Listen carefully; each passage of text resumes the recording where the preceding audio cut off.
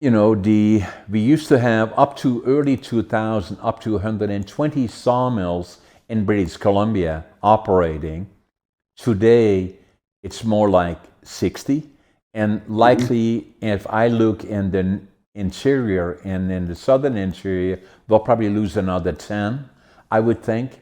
And then the annual allowable cut, that means for the people that are watching us about the forest industry, how do they decide how much timber to harvest? And I'm talking now BC as a whole. It's different down the coast than in the interior. But the whole concept, correct me if I'm wrong, Russ, is saying that you want to make sure that you have a continuous growth of forest, that it remains the same so that we have predictable volumes as we go into time forward. Now, we have not been very successful at that down the coast, that because it involved a lot of the larger timber and policies there. And in the interior, we were affected by the pine beetle that pretty much wiped out all the 60% or so, 70% of the pine beetle, that reduced the annual allowable cut. Fires and other things affected the annual allowable cut. Yeah, exactly. So we went from a period of, I mean, the industry was awash in wood. It always was awash in wood through the 50s, 60s, 70s, even the 80s. But the coast, though, I remember when I worked for Interfor in the 80s. Now we had older technology. There's newer technology being employed in the interior in Oregon, Washington.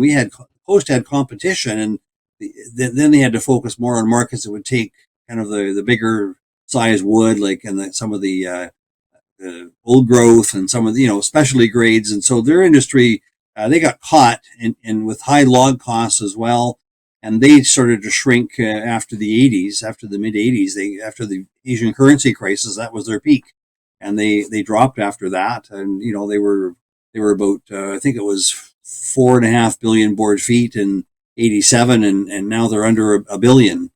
Yeah. So it's really shrunk. And then the interior, of course, it was the growth area until the beetle hit. And then once the beetle hit, all the companies started to realize that forests were going to be the key to their business.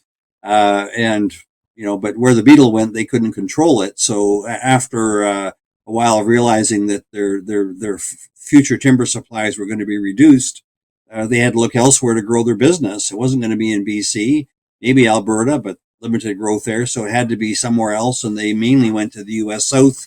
I think starting about 2002, that was when I think West Fraser first made their first acquisition, Followed by a couple of Canada. mills, and then everybody else sort of following. But I remember that it was very controversial when they went down there because that's a whole different species, different way of cutting it, different markets. But they saw the future back then, and that's where the future's been. And meanwhile, in BC, with all the lack of timber and now government policies, of course, it's a shrinking industry, unfortunately. And yes, as you said, a industry in crisis. Hello, I'm John Brink, and we are podcasting on the Brink from downtown Prince George, British Columbia, Canada. And then for all our guests around the world, obviously everybody knows Canada, everybody knows BC in particular, an absolute fabulous province. And we are about 800 kilometers or 500 miles north of Vancouver, and that puts us in the center of British Columbia. Today, a very special podcast because we have a guest. His name is Russ Taylor. He is an expert in the area of the forest industry, and this podcast in particular fits in the category of my podcast that I'm doing, the forest industry in transition. The more appropriate title likely now would be In Crisis, and we'll talk about that and where does it go from here, where has it been. And Russ is an absolute, one of the most knowledgeable entrepreneurs and knowledgeable individuals in the forest industry, but not limited to British Columbia or Canada, but globally. So our discussions will be quite extensive, talking about obviously first BC, Canada, North America, but also globally, and the role that BC plays in the global markets. So, Russ, welcome to the podcast. Now, the other thing I should mention about Russ, he has a master's of science in forestry from UBC, as well as an MBA, a Master of Business Administration, of the University of British Columbia, and he is also a retired RPF, a registered professional forester. So he is very, very knowledgeable. I have known Russ directly, indirectly for nearly 50 years, between and more actively since 1990, about 30, 35 years, and work closely with him. I look at him as an expert in the same for bouncing ideas, strategic ideas for our corporate interest as well. And I have a great deal of respect for him and his organizations. So, Russ, take us through your background again. You have an amazing amount of experience in the industry starting in 1974. Tell us about that and then kind of take us forward from there. Yeah, well, sure. And thank you, John, for the invitation. Good to see you again, and good to chat with you as always.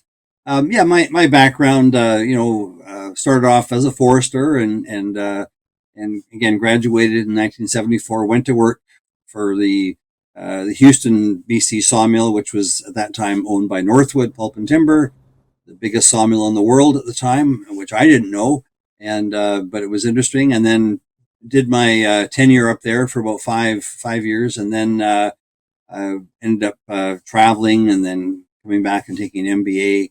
And then I graduated in a recession year in '82. There was no jobs in forestry, but there was jobs in lumber sales.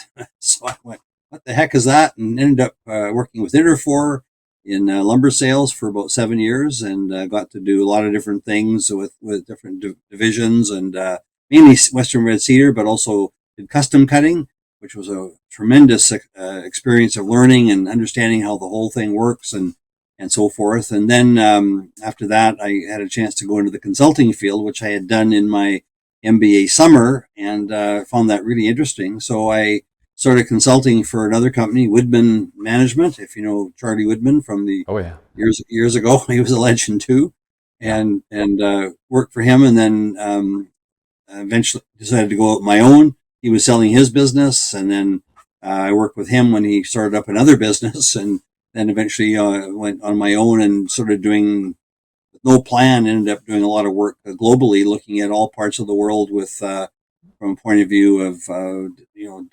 timber harvesting, manufacturing, cost studies, and all kinds of things. So managed to do a lot of international work, and ended up spending a lot of time in the 1990s looking at the Southern Hemisphere, and then 2000s and on, pretty much looking more at Europe, Russia, and China. That was sort of our international work, plus always looking at North America along the way. So that's kind of my unplanned path that happened, and here we are. And so then in 2020, you started Wow. Russ Taylor That's, Global. that's And right. Yeah. that again is where you, rather than working in a group setting, you work more your own organization around that does conferences and works with clients on strategy, markets, and all of those issues. That's right. Yeah, I sold my business in 2017, and worked with them, the new owners, for 3 years. Didn't really want to do that anymore. So now we're in COVID. So I went, so I Now decided to what? start consulting, and that got me into all kinds of different things again. Now I'm back into international consulting work, and doing some multi-client studies, and now we're planning a conference series in the fall in Vancouver on global markets. So it's kind of doing a lot of the things I used to do, but just on a much smaller scale, and working with a lot of other companies instead of having a lot of employees. So that's kind of where I am today. Yeah, so the conference in Vancouver, you should just tell us a little bit more about that at the end of our show, just to make sure that people are aware of it. And for all those Yeah. people that have an interest in the forest industry, direct, indirect, I'm talking about bankers, service industries, and obviously the forest industry itself, but not limited to BC, Canada, US, or global for that matter. This is going to be extremely interesting. So we just want to kind of nail down the dates and that how do people sign up on it.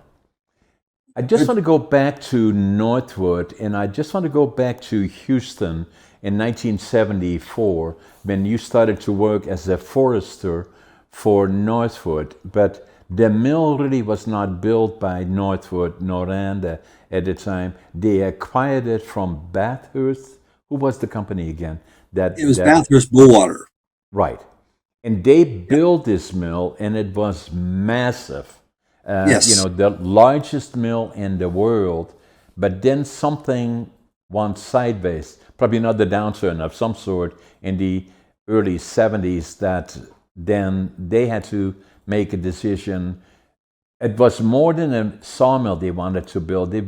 Wanted to build also pulp facilities alongside with it, wasn't it? Correct. Correct. Yeah, exactly. In fact, I'm writing a bit of an article on that sort of episode, and I went back and to see what's available. And apparently, Bathurst Bullwater got the forest licenses about 1967, and then Right. with the plans to roll out, first a sawmill, then a pulp and paper mill. So they had a grandiose plans. They built a lot of infrastructure. They built a lot of bridges, off highway roads, and all the way over to Babine Lake with a bubble system, which was kind of unique, keeping the ice open during the winter, and so they had a lot of infrastructure developed, spent a lot of money, and apparently what I read was they had problems with the sawmill, and at that time probably having some financial difficulties with other parts of their business, and so anyways, Northwood bought them about 1972, and the mill was not working properly as well, so Northwood came in and got it going,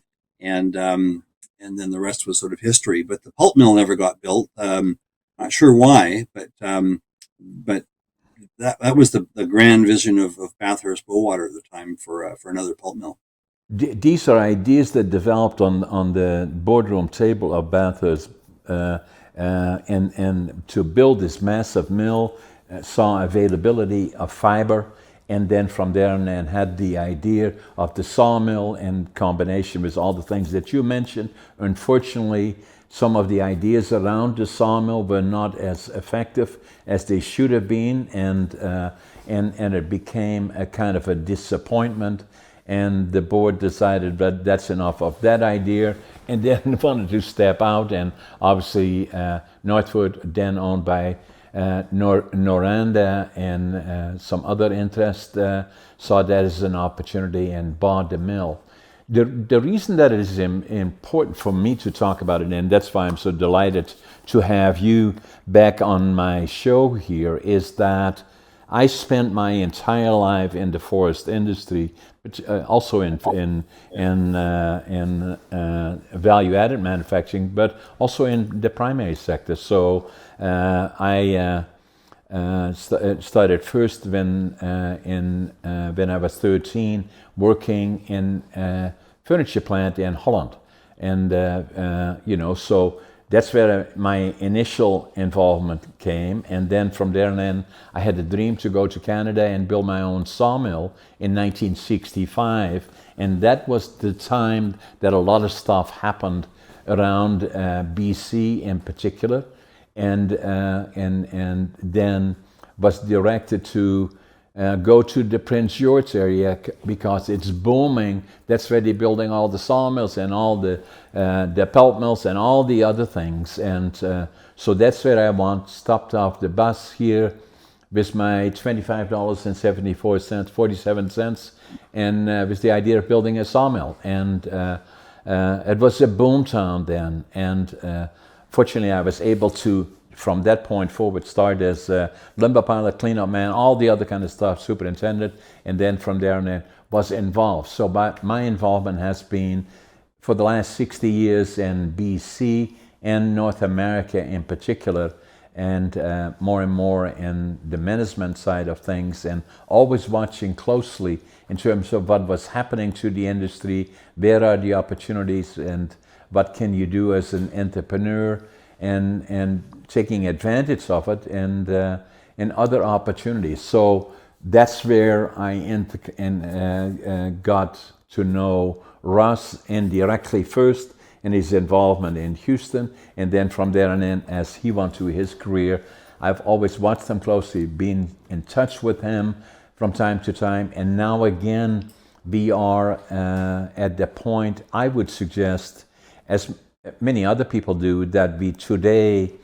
have a forest industry that had so many opportunities, is now an industry in crisis, where investors are leaving and companies are closing, and it's a very, very difficult time. So we'll get to that part, but I just want to go back a little bit to you when you first again started consulting in the early stages, where there were opportunities, and then companies like Interfor started investing heavily in not the interior, and really the difference between the interior and the coast is something that you're very familiar with, because your involvement with Northwood, typical interior company then, but also from there on in, you spent 4 years with Northwood and then went to Interfor, which was a company quite involved in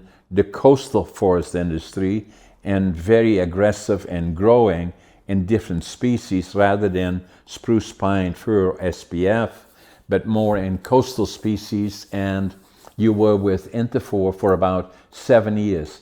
That again gave you a whole different insight in not only in producing and production, interaction in terms of timber, interaction in terms of coastal forest, but also in terms of markets where to sell the products. Exactly. In fact, when I was in university in my forestry days in the early '70s, I remember very clearly that the coast was the big dog. It had all the growth. It had all the old growth forests. It had all the established mills. It was the real deal. And the interior was growing and growing quickly, but it didn't have the big timber. It had smaller trees. It had SPF. Spruce, pine, fir forests, unlike the mighty Douglas fir, western red cedar, hemlock forests. So the underdog back then, in the early '70s, was kind of the interior, and so when I was in forestry, it was kind of like it was boom times in the '70s, where I was working in Houston, British Columbia. Another mill got built within 2 years. Me starting there, Houston Forest Products, owned by Weldwood, I think originally, and then West Fraser, and Correct. and then Plateau, I think, in near between Prince George and Houston, got built. And it was a Canfor mill eventually, and then I think Fort St. James got a mill, and so there's all these new mills going in because we had all this timber available to process and develop, and so that's what happened. And so when I went to work for Interfor in the '80s, that industry now. One more thing I was going to mention to the interior, Russ, that you know and is interesting actually.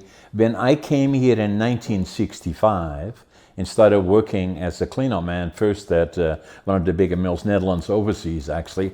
No, I didn't know anybody there, but just coincidental. My background was Dutch. That's where I was born, but I didn't know any of the ownership. But just watching as a cleanup man, and the amazing thing, I grew up in Holland, and my dad managed a small lumber company, and I came from the culture that you would not dare to step on a piece of lumber. You just wouldn't do that. And if you did it, you would never forget it and never do it a second time, because it would hurt in the back. They kick you in the ass. That's what they did, big time. And so then when I came here, the first thing that I saw is these burners and half the tree going up the burner. And I just could not believe it, what was going up the burner.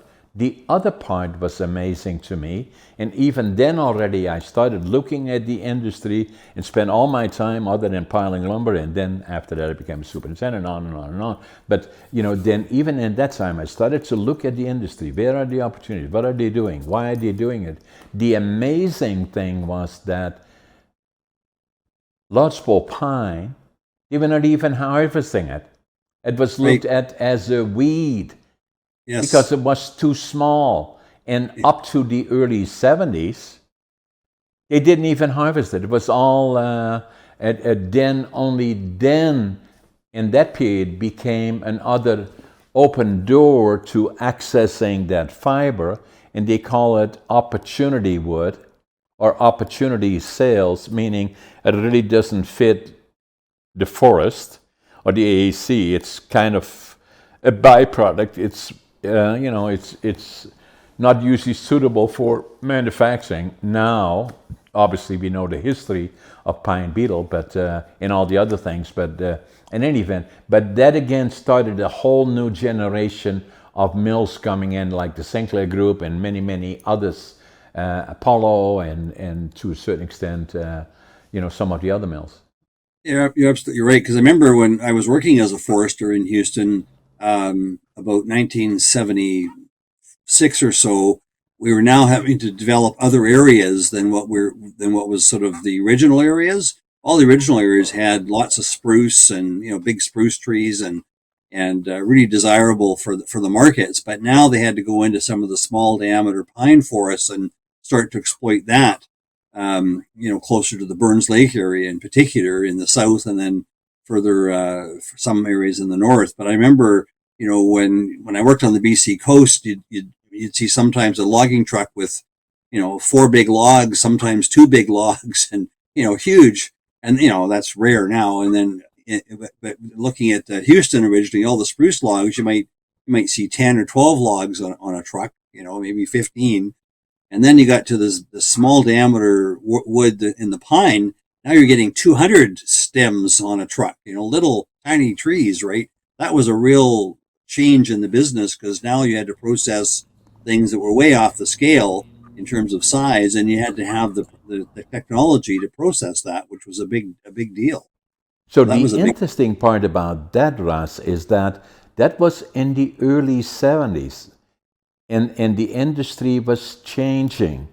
And then if you go 20 years before that, in the 1950s, here in Prince George, where we are today, where we have less than 5 mills in the Prince George area, and less so all the time, there used to be up to 800 little sawmills all around the area.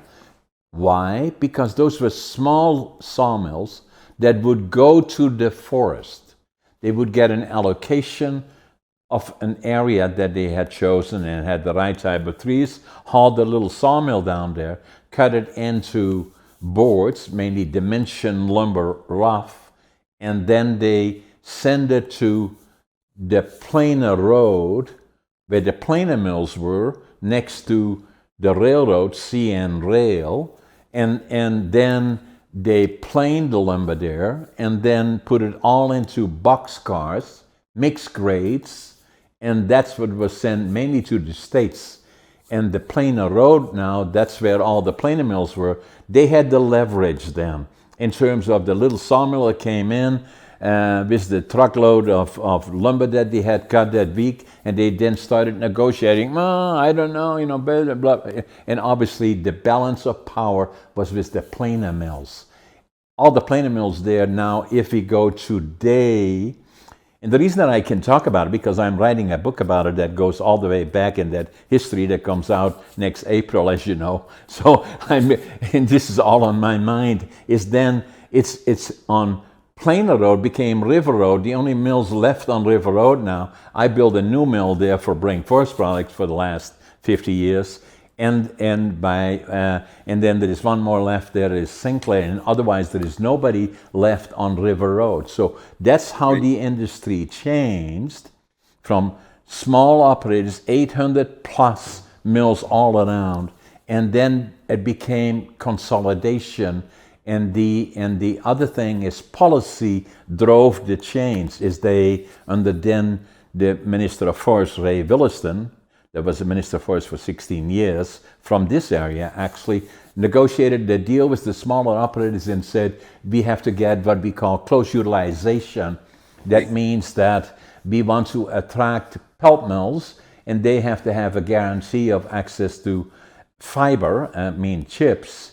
And so you have to debark the logs and then chip the residuals. And that would mean that the debarker and the chippers would cost 10 times more than the mill. So they started selling out, if they had tenure, to the larger companies. And that created a consolidation that then created the new wave of industries coming in, as well as the existing bigger ones become a bigger. Yeah, exactly. And it's kind of like, the companies that were selling the lumber and knew where to sell it and had the contacts in the market. Now they had the power, because now they could buy the lumber. If demand was weak, they could pick and choose who they're going to buy from, and get the prices low. And so over time, these planer mills, they had the market power. And the trees weren't powerful. I mean, owning the trees wasn't that powerful. Everyone had trees and lots of sawmills, but nobody had customers. And so Exactly. the market drove everything, and that's where the power got. Once you knew the market, then you had control, and that's kind of, I think, how it all developed around then. And companies that had bigger scale and so forth, they could then grow their market and buy from everybody else, and eventually they put in their own mills, and you get the evolution of the industry, from little guys and unorganized to now a very concentrated industry in BC. Not in And a very long then, time, 50 years, or yeah, less. and then from there on in, it went further. There we had all the major mills starting to look at, I think, 80s, 90s, and looking at selling out more consolidation. And the key then was to have tenure. Tenure meaning renewable licenses of a volume of timber, that you would be able to get, that would guarantee, in most cases, hopefully, all the wood that you needed to manufacture X amount of volume of timber. And then that's where the larger companies took over, and then government policy a lot of times then already going all the way back to the 50s were never really there was no way you could run out of timber. That's kind of the perception was, and that's what policy was. And then, but smart money would come in and see that as an opportunity and started acquiring smaller mills to accumulate timber. One of the leading ones was, obviously Interfor, that started in northern BC, Alberta, where they started building one of the largest forest companies in the world. West Fraser, I know them well because I started my career in the forest industry in Canada in Quesnel, piling lumber for Wellwood of Canada that had a little plywood plant. And I didn't have a car, but I always was watching the industry. And on 10 Mile Lake was on the 2 mile area where John Ernst and West Fraser started their little mill with the three brothers that became West Fraser, one of the now largest forest companies in the world. Started their operations. And then obviously more of the smaller operators were bought out or acquired or failed. And then now obviously we are at the period where we used to have up to early 2000 up to 120 sawmills in British Columbia operating. Today it's more like 60, and likely if I look in the interior and in the southern interior, they'll probably lose another 10, I would think. And then the annual allowable cut that means for the people that are watching us about the forest industry, how do they decide how much timber to harvest? And I'm talking now BC as a whole. It's different down the coast than in the interior. But the whole concept, correct me if I'm wrong, Russ, is saying that you want to make sure that you have a continuous growth of forest, that it remains the same, so that we have predictable volumes as we go into time forward. Now, we have not been very successful at that down the coast, that because it involved a lot of the larger timber and policies there, and in the interior, we were affected by the pine beetle that pretty much wiped out all the 60% or so, 70% of the pine beetle, that reduced the annual allowable cut. Fires and other things affected the annual allowable cut. Yeah, exactly. So we went from a period of, I mean, the industry was awash in wood. It always was awash in wood through the 50s, 60s, 70s, even the 80s. But the coast, though, I remember when I worked for Interfor in the 80s. Now we had older technology. There's newer technology being employed in the interior, in Oregon, Washington. Coast had competition, and then they had to focus more on markets that would take kind of the bigger size wood, like some of the old growth and some of the specialty grades. And so their industry, they got caught in with high log costs as well. And they started to shrink after the 80s, after the mid 80s. After the Asian currency crisis, that was their peak, and they dropped after that. And they were about I think it was 4.5 billion board feet in '87, and now they're under a billion. Yeah. So it's really shrunk. And then the interior, of course, it was the growth area until the beetle hit, and then once the beetle hit, all the companies started to realize that. Forests were going to be the key to their business, and but where the beetle went, they couldn't control it. So after a while of realizing that their future timber supplies were going to be reduced, they had to look elsewhere to grow their business. It wasn't going to be in BC, maybe Alberta, but limited growth there, so it had to be somewhere else. And they mainly went to the U.S. South. I think starting about 2002, that was when I think West Fraser first made their first acquisition, Followed by a couple of Canfor. mills, and then everybody else sort of following. But I remember that it was very controversial when they went down there, because that's a whole different species, different way of cutting it, different markets. But they saw the future back then, and that's where the future's been. And meanwhile, in BC, with all the lack of timber and now government policies, of course, it's a shrinking industry, unfortunately. And yes, as you said, a industry in crisis. So then, if we look at it from, and again, for those guests watching us that say, okay, what's the difference then? Saying now BC, likely 95% of the timber in BC is owned by the government of British Columbia, and that means the people. And I know there have been changes, talking about UNDRAP a little bit later maybe, but that has changed somewhat. But just coming back to what motivated the investors, now a lot of the control of the timber is in the hands of 6-7 different companies that control 75-80% of all the annual allowable cut, and that part is reducing. And they obviously are publicly owned companies. That means accountable to the board of directors. The largest shareholder of the two major companies, Canfor, West Fraser, is a friend and somebody I admire very much, is Jimmy Patterson, who controls 51% of Canfor, I believe, and about 12 or 13% of West Fraser. But still, it's a public company, and so the public companies have to make a choice as to where do they go from here.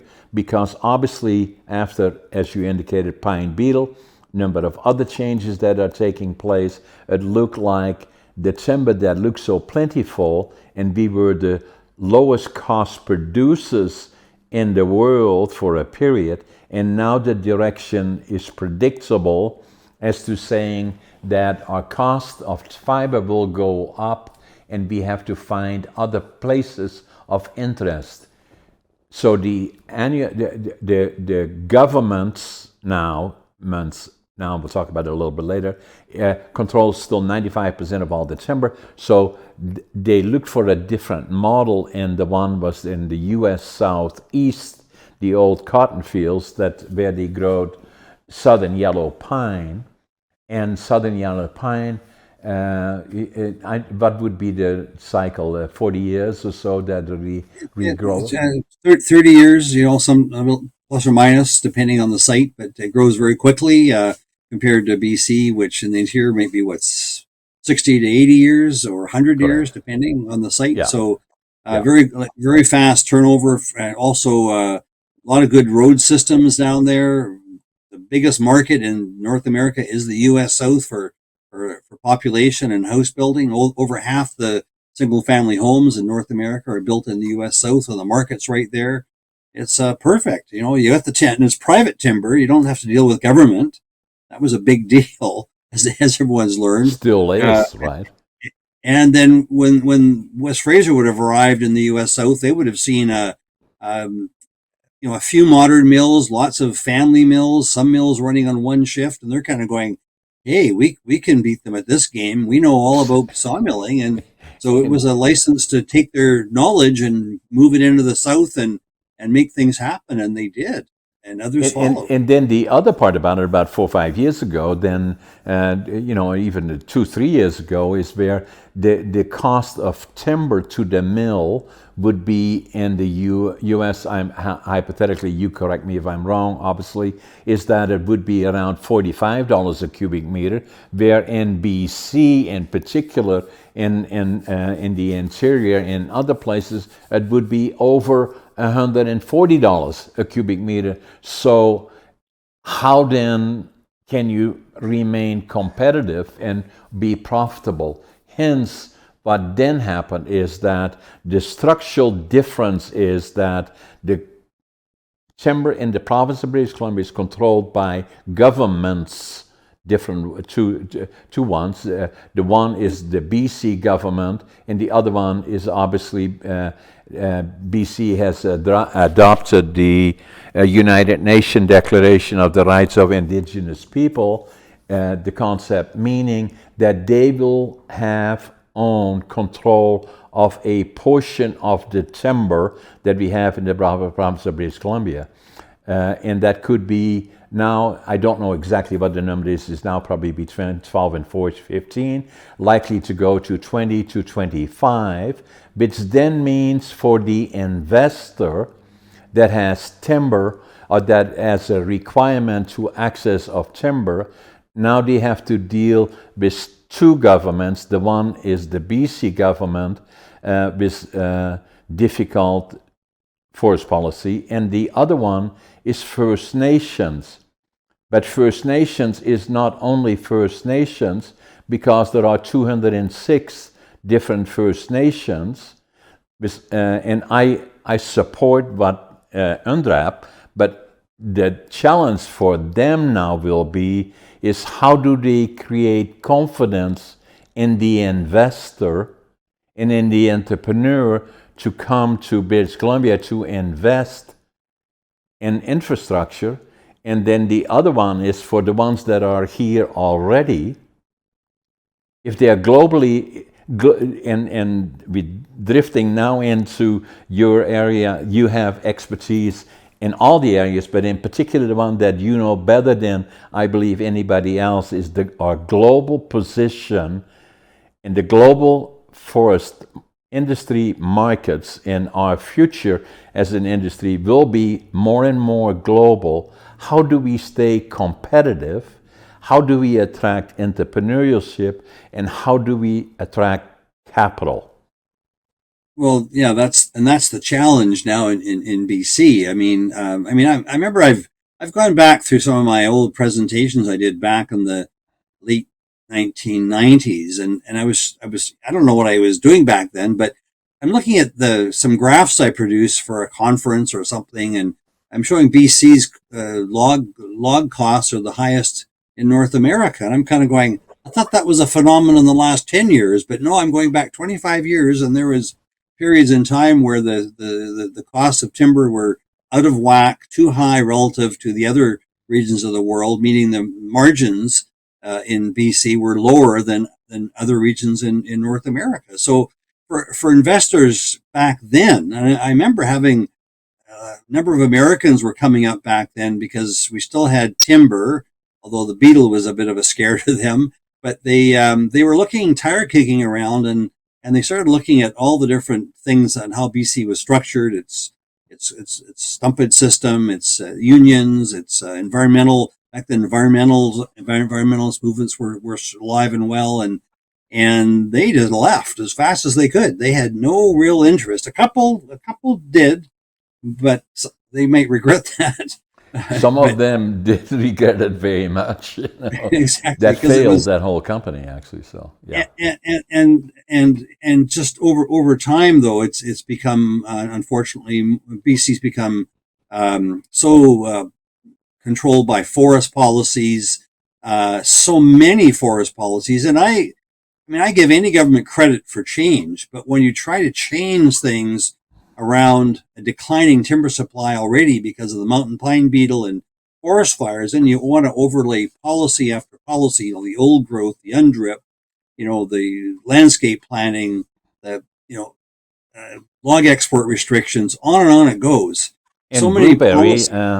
you know, the treaties were signed. Even that is now being challenged. I'm not saying that's right, wrong, or I'm not a lawyer, but so it means it takes away reasonable prediction of access to fiber. And that's the first question that happens if I'm sitting on the board of, this is a scary thought, of Interfor or one of those organizations. Then the first question that I would ask, as they do, I'm sure, is, okay, what are the reasonable expectation of access to fiber? We need to have guarantees of fiber.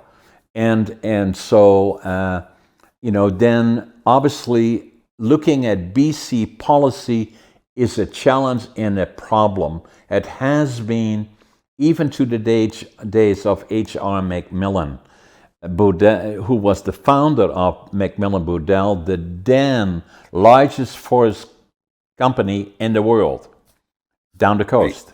Right. And he was an amazing individual that also was the first provincial forester at the age of 26. Mm-hmm. And so, you know, and he forecasted that, and I don't want to quote him, but the essence means that if governments or politicians and bureaucrats control the forest, it becomes subject to the politics of the day, and especially if you talk about the policies of the day, then every 4 years we have an election. We have an election on October the 19th here, and if you go to the right or the left, it will affect forest policy, but it also will affect a new minister of forest, some new senior bureaucrats in that file. And then after 2 years, normally what they do is change it again. So you always have somebody there that, and I say this, try to say this respectfully, that really doesn't understand the industry. And like you and me have been in the industry, you know, for 50, 60, 70 years. You know, I started working in it when I was 13, and you and me being in it BC for the last 50 years at least, that it takes time to understand it. If the politics drive it, and the bureaucrats, the politicians do it on the one side, making sure they get re-elected in whatever riding they represent, and then the bureaucrats try to get future jobs maybe back, and I say that trying to say this respectfully, then there are always different drivers underneath it that are not good for precisely what entrepreneurs and capital is looking for. They need stability and to look forward. What will it look like 20, 30, 40, 50, 60 years from now? How can I invest and have reasonable expectations of being globally competitive? If we are not, that puts us out of business. And unless there is, and all of those things are happening today. And I believe UNDRAP, the First Nations be getting, going from consent from consultation to must giving consent. They have to somehow work with the BC government to recognize that if there are no investors or entrepreneurs, there will be no jobs. And there will be no sale for that timber because there is no predictability. That's where we are going today, unless we start addressing this as, okay, who owns the timber? If it is the BC government and then First Nation, that means First Nation, 206 First Nations, all independently that may own timber. So how can they work together and give then comfort to an investor, existing or new? Hence, I believe we see the situations like what we've seen in British Columbia. We've lost, 60 mills. For every 5 sawmills, we lose a pulp mill, obviously. And then the other one that affects value-added manufacturing, because unless we have a successful primary sector, meaning globally successfully, and we will not attract investments either in pulp mills, pellet plants, or value-added manufacturing. All of them must work together, and that part is missing today, in my opinion. And I think, John, what you're kind of trying to say is, and maybe all my view is that, like when I travel to other countries around the world and I see what's going on and ask them what's your competitive advantage, what works, what doesn't work, and this sort of thing, and then they ask me about BC. Well, how does BC work? And we hear a lot of things, and it doesn't make a lot of sense to us. And this could be 5 years ago, or it could be 20 years ago, but and to me, what it always boils down to is that, for operating in BC, the BC operators are under a curse of public land ownership. When you're growing and things are booming and there's surplus timber and the policies are, they kind of start to make sense about better utilization or, developing an area, that's all positive things. But when you start adding in more and more forest policies because it's the mandate of the government to get reelected, as you talked about, and they're catering now to an urban voter who probably never gets out in the small towns in BC or doesn't get out in the forest at all, but they want old growth protected, and so that's why this comes in. It's not about.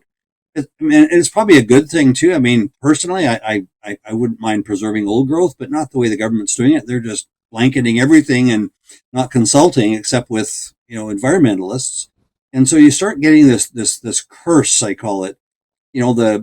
I worked for many years. I criticized the government stumpage system. It was the formula, and the formula is it lags the market. The stumpage price lags the market by about what was up to 6 months, and I think it's closer to 4 months now, which it didn't have to, but it got established that way. And what happens is, and I've had discussions with various people in government, and they said, well, yeah, so the stumpage system lags, and the stumpage is too high when prices are low, and it's too low when prices were high, but it averages out. And I would say, well, that's fine to a company who will then take downtime when prices are low and stumpage is high, but go tell that to a laid off sawmill worker or a logger and tell them it averages out. It doesn't average out. And so this is the government supposed to be managing, doing things right for its people, but it still has this lag effect, and it's tied to the softwood lumber agreement, and that's what they'll say. But it's not really something that works. Whereas nearby Alberta, neighbor across from us, it lags by 1 month. Simple. And why does government policy need to get so complicated?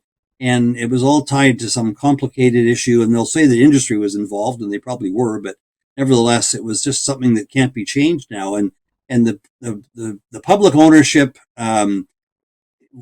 nowadays with forest policies, overlaying that with declining timber supplies anyways, is a recipe for disaster. And when I was at a conference, one of the best quotes I think I've heard was at a conference I was at last January at the truck loggers meeting, and I was on a panel with Paul Quinn, analyst at RBC, now retired, but he came up with a line that BC is uninvestable, period. Yeah. He says, and you can look at all the other areas in North America. For a new investor, I always talk about new investors. Existing investors have options, but for a new investor, you would look elsewhere. You would not look at BC. About 5 years ago, 6 years, no, longer than that. In 2005, I bought a value-added manufacturing plant in Alberta, the largest one in Alberta, Palliser Lumber in Crossfield. The day I bought it, I got a call from the Minister of Natural Resources. That's how they called the Minister of Forest, in Alberta. And he said, "John, I welcome you to Alberta. What can I do for you?" And I said, "Oh my God, now what do I do?" And so I said, "Oh, why don't you come down and spend a day with me and my plant, and I tell you what we have in mind and where do we go and from here." And he said, "When do you want me to be there?" I said, "Next Wednesday morning, 8:00. Why not?" He said, "I'll be there." Excellent. And he did. And so that was Palliser Lumber. Then I said, "Can you believe that? I have been in business here for 50 years, 50, as a secondary manufacturer, employing close to 400 people, not taking one single nickel from government. I don't want it. Trying to create jobs and growing the company, even still today. And the government, when we had to shut down our plant in Houston, Pleasant Valley Remanufacturing, that has been there for 30 years, I never got even a call from anybody in government. And there are 75 direct jobs. 3-to-1 is the multiplier about that, or the 2-to-1 if you wish. But I say close to 200 jobs are being affected. Not even a call. That really, sorry to say this, that really pisses me off, right? So I had to hear it from the truck drivers saying, "Did you know this and that?" And then to see the Minister of Forest driving by our plant and not even looking at it and saying, "But I don't give a damn." So those are some of the problems that we have, I believe, and that, I had a lot of respect for John Oregon, the Minister of Forest. Unfortunately, he had, due to a health issue, he had to step back. But he had the concept of the intentions paper, and I supported the concept, and I spoke to it from my perspective, at least, and saying that they want more involvement of First Nations. I agree with that, and I think most people do. And we have seen that. Then they had to become more proactive on old growth. I agreed with the principle of that, and they have to stimulate more interaction and create access to fiber for value-added manufacturing. Obviously, I agree with that as well. Now, if I look back with First Nations, the first principle of it, I agree with that, but now what you need to have is that now you have one government that can get it right. Add to that another 206 governments that have to give comfort to the investor. That's a problem. And unless you do that, you will not attract capital. in And that's just regards total to chaos, really, total it's chaos chaos. when you And have then that kind of structure to and access your then timber. and then the next one in terms of old growth is that I support that. You know, if you have those massive trees that we knock down, that troubles me. It troubles my wife, my family, and everybody else, and most people that I know. But at the same time, if you get a report that has 5 people on it and 3 of them are enviros, with all due respect, they have their agendas and then make decisions. And all of a sudden, no matter where you grow, that if you're over, I'm just throwing numbers around here. I think here in the interior, if the tree is over 150 years old, then it's considered to be old growth, so you can knock it down. But that's the wrong policy. And then all of a sudden, it stops the Forest Service from allocating timber license or permits in areas that are in dispute, either because of UNRAP or First Nations, or because of old growth and all the other things. And then in terms of forest policy, that if we have volume-based tenure, I don't believe in the tenure system, period. But if you have volume-based tenure, then there is no incentive to invest in that tenure in the forest, because why would you invest if you don't reap the benefits? So if we have tenure at all, it should be volume-based, so that there is more investment in that through thinning or growing more fiber per hectare. So From that area based, you mean area based? area based. Yeah. So Yes, that exactly. yeah. So Yes, what I'm saying is it should be. Sorry about that. I get so excited about that. But I'm saying it should be area based. And yes. then so that's the other part of the. And then the other one in terms of access to fiber for the value added sector is that. That government set something up, and they had accelerated meetings between industry and government, and so they had Kofi running and managing that, while Kofi it does not represent the industry. They are basically the voice for 2 companies in British Columbia, always have been. They cater to the highest due payers, and that's who they are. And I have no issue with that. I was a member of them for 40 years, but then when Kofi took the position that the timber belongs to us, as was said by one of the senior members. The timber belongs to us, and nobody is going to tell us where we sell that wood, no matter what the price is. And then they followed that up with the Deputy Minister of Forest putting on the record saying that, have no worry, Kofi, we will not take any timber from you and direct it to the value-added sector. And the only timber that was left in the value-added sector from the small business program that they had before was 1.2 million cubic meters annually for the value added. In British Columbia, they cut it in half to 600,000, which is nothing in terms. Yeah, And then they say it's a win. So what I'm yeah. saying is that what gets me frustrated is that, and it should the public in general, is saying that with this amazing resource that we have in this amazing province, British Columbia, it would take genius to screw it up. And I believe they accomplished that. Yeah, I would agree, and I mean I've sort of seen this coming for a long time. You again, when you travel outside of BC and you come back in, and then you hear what's really going on, the issue is always around something to do with government, forest policy, something negative to the industry that doesn't really help you. Whereas other countries I go to, governments may not help you, but they don't hinder you and put up roadblocks. At least they keep out of the way. And so what I've seen more and more is how government and I don't work for government. Government never calls me. But if they I ever wonder wanted to why. learn about what's going on around the world, I could tell them and I could show them and I could see them. But they kind of stick to themselves. I don't know. There's so many people in government. I don't know what they do, but they're not really solving any problems. They're just following new policies and creating roadblocks, I think, for industry. And that's why investing in BC is difficult. If you're trying to attract new investment in BC, I would, and I get this question asked to me, I would say go somewhere else, because there's lots Yeah. of better places than here. If you're already here, though, that's a different story, and that makes it challenging.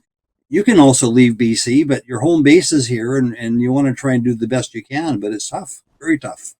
Even now, Russ, I've been here for 60 years. Started from bottom up with nothing. Employ normally, if all things are well, if I can get fiber, which most of the times is a challenge. We still employ 400 people. We want to set up another plant, a mass timber plant that would be an investment of 60 million.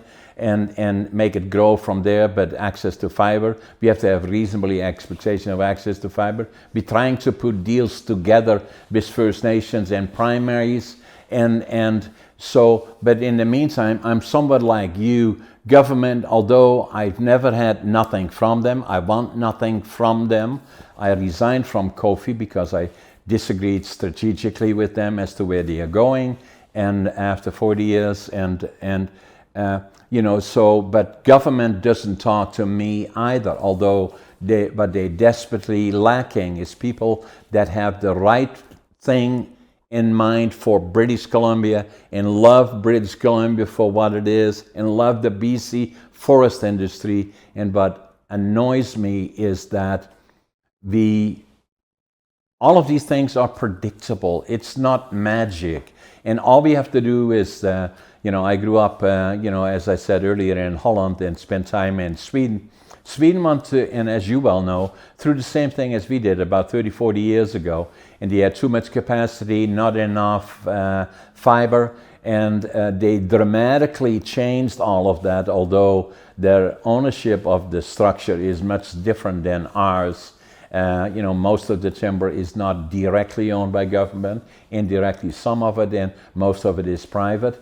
They are actively involved in thinning, sometimes up to 3 times the cycle. And right now, they're growing. They were down to the same as we were, about 30, 40 million cubic meters annually. Now they're up to 80, 90, and it's going up to 120. Now the problem is they got too much fiber, not enough capacity, and they changed their businesses around because I worked before I came to Canada for one of the largest importers of Western Europe, William Pond, and still am in touch with them and saw it all happening, how it was being done there. It's so where do we go from here, though, Russ?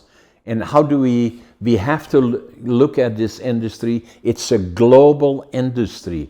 So BC, we have to be globally competitive, and we give reasonable expectation of access to fiber. I sometimes think that with the mills that were shut down, and I'm not pointing my finger at anybody in particular, I believe that if now the analysis are done of access to fiber, it's not anymore I need to have at least 50% of my fiber, then I can acquire the rest on the open market.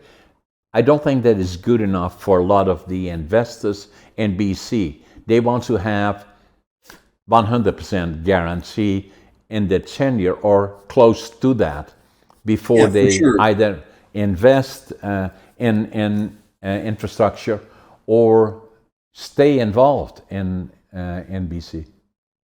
Well, I think, yeah. I don't know what the average is right now. The average company might be 50 to 60% self-sufficient on a 2-shift basis. That's not good, and especially when there's not a lot of incremental timber. BC timber sales is 20% of the so-called of the supply, and they've failed miserably since all these policies were enacted. They can't find wood fast enough, and then the Forest Service can't yield cutting permits fast enough. So you've got all these simple problems around trying to get access to fiber.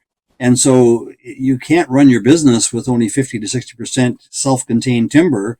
And you need, if you're an investor coming in, you would probably need at least 80% and probably more than that, because if you're going to invest, say, in Canfor Houston's case, $200 million, you don't want to build the mill and find out that the timber just disappeared, some more timber disappeared on you. And so you have to make sure you've got enough supply, and trying to deal now with First Nations.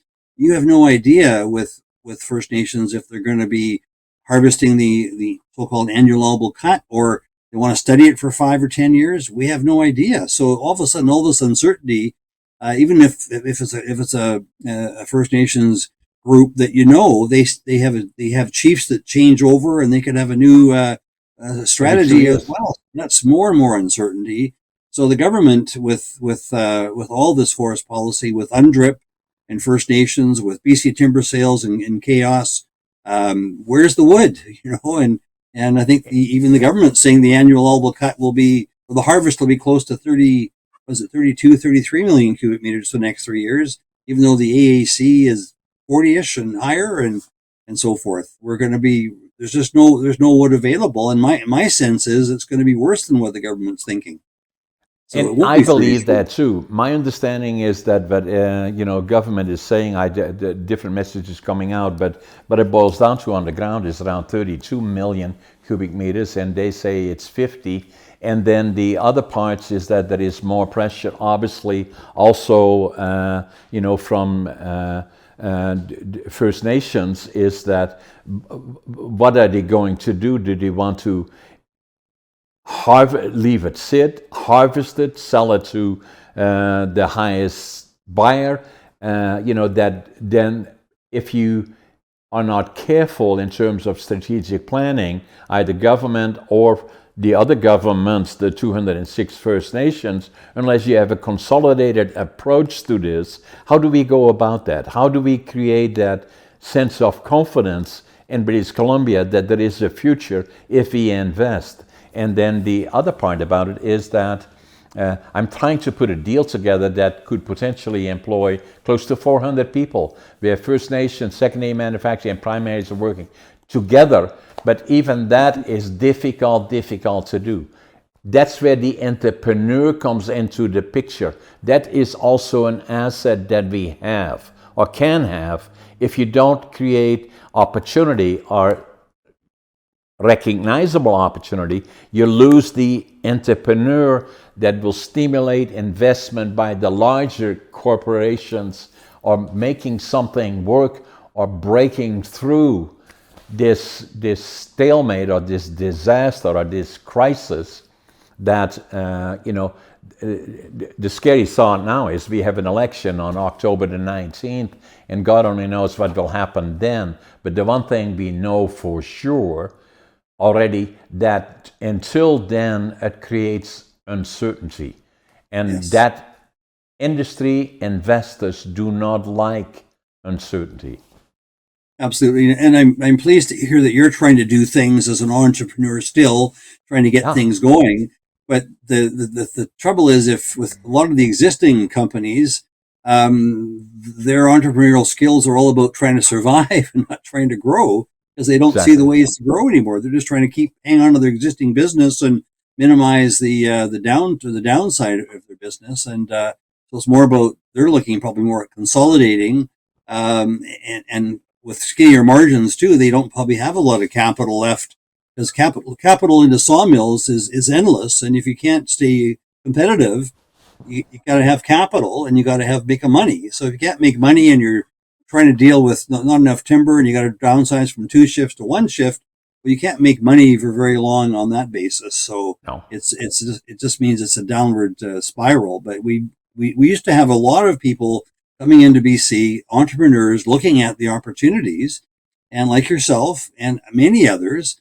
And but nowadays there's it's limited future, I think, for a new investor, because you look at outside of BC, there's lots of other opportunities that are better and less risky and more secure timber supply. Got the government that you can read a little bit, perhaps. So it's a pretty easy decision not to come to BC if you're outside as a new investor. You'd have to have really good incentives to come here, and also a secure fiber supply. And that's the missing link, I think, in BC right now, is trying to get a firm message on fiber supply and why you should come to BC, and what can government do for you, because they're not doing much for the existing industry. I don't know what they would do for somebody new, except maybe to maybe they roll out the red carpet and do something with them. I don't know. More the same likely, or but they have said that they are investing money into value-added manufacturers, but you took half the volume away from secondary manufacturers. That was there already, 1.2 million cubic meters in Cat 2. Then they created Cat 4 and say, lucky you, now you got 600,000 cubic meters. That's not even so it's an insult. It is close to being misleading to an investor. And by the time a smart investor, otherwise they wouldn't be investing, if they're not smart, would look at this and say, are you kidding me? And so maybe one of the problems, Russ, that both you and me are having, that's why they don't want to talk to us, because we're too honest about and have too much the best of the industry in British Columbia in mind, and where the politicians, with all due respect, and not talking everybody is the same, but a lot of times is that they're more concerned about re-election, and the bureaucrats are looking at this as career opportunities and are doing their best. But if you don't get the political direction as to where you want to go, that's why I had a lot of respect for John Oregon. And I didn't agree with hiring or involving the enviros to the extent that he did. All people in British Columbia, including the major operators, agree that we should preserve old growth. And most people have the idea old growth is massive timber, and we already have 11 million hectares of old growth around the coast, the Pacific coastline, and any others we should preserve as well, but not trees that happen to be 150 years old and are this big. This has gone too far. It does not make sense, but it does. It slowed down the permitting of cutting licenses that companies need. I was talking to somebody in one of the major companies here last year, was only able to secure 2 cutting licenses. I said, how can they operate? Yeah, exactly. Well, they probably can't, and that's another issue. Trying to operate in BC now is very difficult because you can't get permits, you can't get access to BC timber sales. You're handicapped all the time, and so it makes it so awkward for an operator. And I think that government has a role to play, but my sense is that they realize this is going to be a downsizing of an industry. There's not much they can do, and at the same time, they're taking they want to preserve 30% of BC by 2030, or 17% now. So they want to take another 13% away. They want to take old growth away. That's about 7%. They want to take other policies. Will end up taking probably a total of maybe 30% of the land base of the forests away with all these new policies. And if like with the old growth, so if the old growth was it was a committee, the government accepted it, but no one tells the public what it's costing them, because the taxes that are paid by the industry are used for other purposes, hospitals, schools, and so forth. And I did a back of the envelope calculation when that announcement first came out, and I said, the loss in stumpage alone, only stumpage, to the government for that old growth policy would be about $1,000 for a family of 4 per year forever. And did anybody mention that when people are putting their hand up saying, "Oh, this sounds like a really good idea. By the way, it's going to cost you the whole withdrawal is going to cost you $1,000. And by the way, this 30-30 policy, taking away more land away, is going to cost you more dollars, and other policies that government's doing going to cost you." If you start adding it all up, that money is going to have to get lower services or higher taxes to replace it. No one's talking to them about dollars and cents because it's public ownership. No one ever understands there's a value of this stuff. They just think it's a policy that gets us reelected, and that's what drives me crazy, is that no one's able to figure out the cost to the average person that owns this public timber. It's huge, and they don't get it. They think it's all not going to affect them. So the key to the problem is that, and I'm trying to end in a positive note as much as possible. I know you do and I do, is that entrepreneurs are critical. It's an asset that we have to try to attract. Capital and investors is an asset that we need to be successful. First Nations cannot be successful if there is nobody left to buy their timber or employ their people. We want to do the opposite. Is find ways where we can work together, then create jobs for First Nations, but you cannot deal if the BC government is screwed up to the extent that it is. Sorry to be so blunt about it. And we get other 206 First Nations that can't sort it. The two have to work together on a forest policy that takes us forward 20, 30, 40, 50, 60 years. That's when the door opens, and then reasonable assurance that it is not buried in bureaucracy so that we can be globally competitive.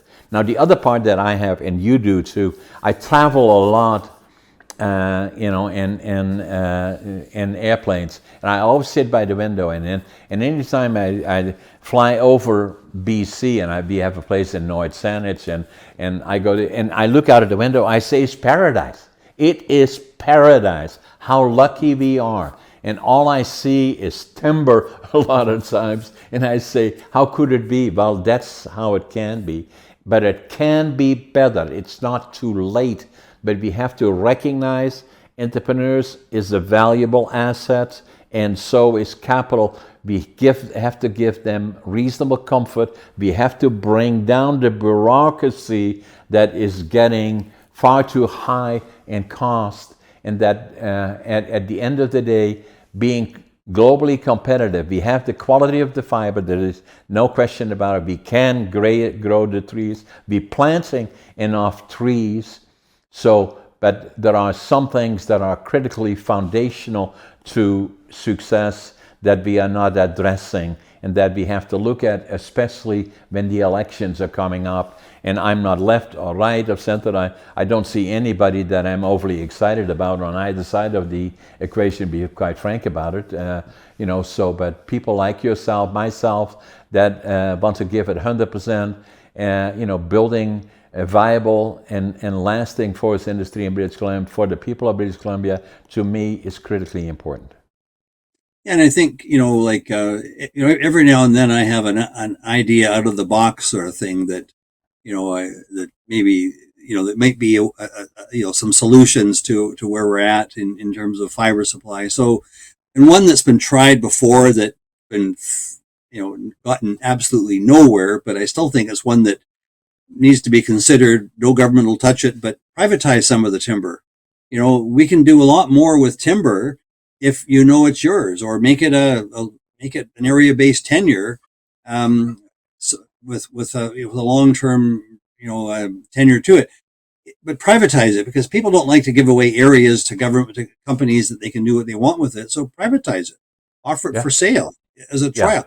It's one idea. I mean, it's one that's been thrown up by some experts late in their career because they don't want to burn their bridges, because it's never going to be politically accepted at all.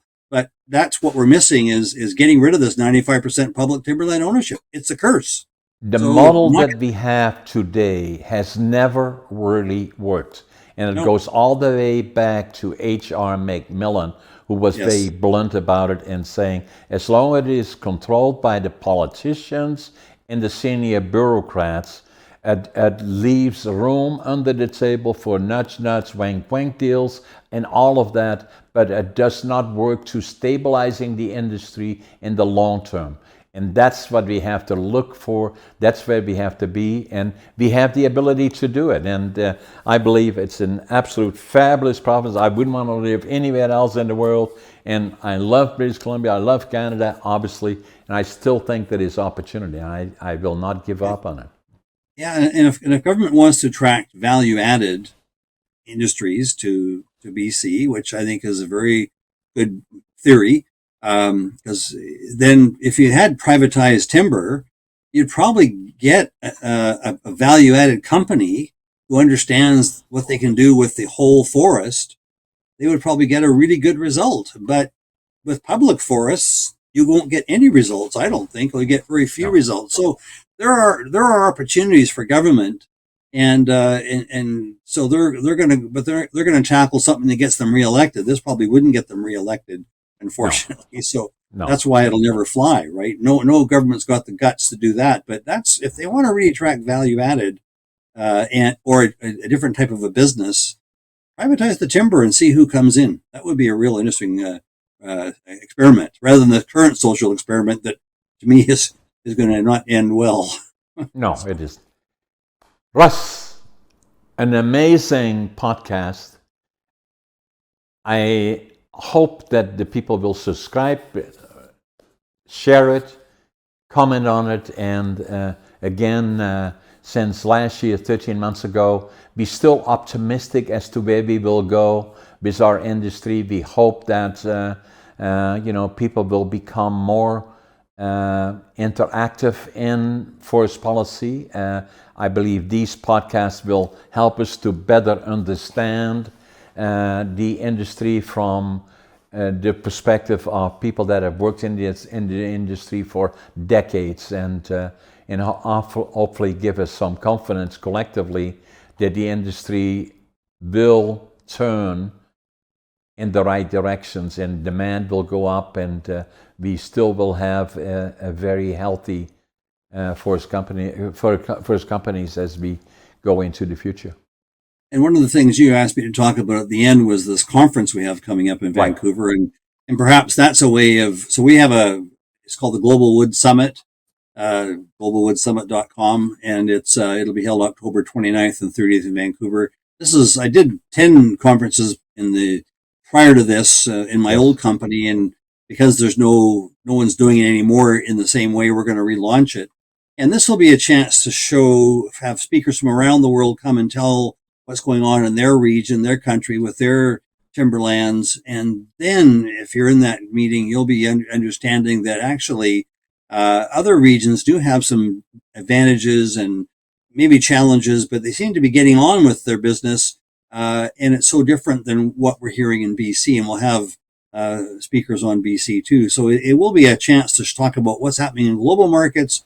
Where does BC fit in, and why is BC not really fitting into export markets anymore, with a few exceptions, right? It's pretty limited.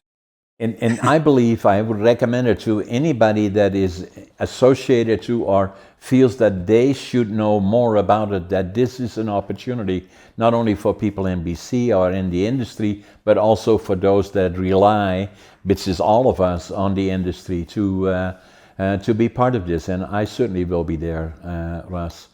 Again, Russ, it was a pleasure to have you again, and we will post this one tomorrow on Facebook and all the other places, and YouTube, and it is available to your clients as well. Okay, well, thank you again for the invitation, John, and always good to chat with you and explore some of your thoughts as well. So my pleasure to be here. Okay, thanks, Russ. Take care. Thanks, John.